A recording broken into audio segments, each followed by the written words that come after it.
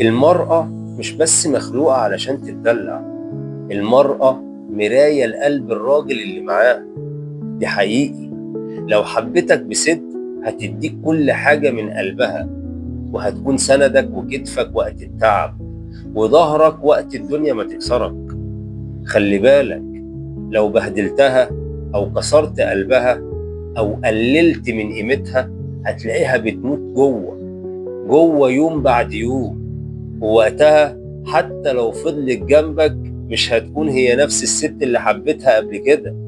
في كلمة بقولها دايما: المرأة اللي تهينها النهاردة بكرة انت حضرتك هتحلم ترجع تضحك زي زمان ومش هتعرف.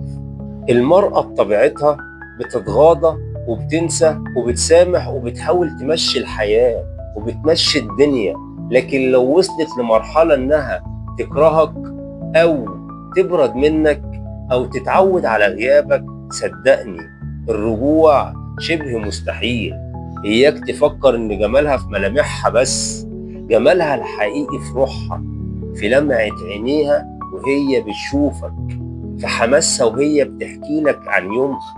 خليك ذكي، احنا الرجالة ممكن ننسى كلمة قاسية قلناها، لكن الست بتفضل الكلمة محفورة جواها سنين. وممكن لحظة واحدة حلوة تمسح سنين تعب، وممكن كلمة واحدة تمحي عمر من الحب. يا كل راجل لو عايز مرأة تبقى أجمل وأقوى وأسعد، اديها الأمان قبل الهدية، واديها التقدير قبل الكلام الحلو، وخليها تحس إنها مش بس جزء من حياتك، خليها تحس إنها حياتك كلها.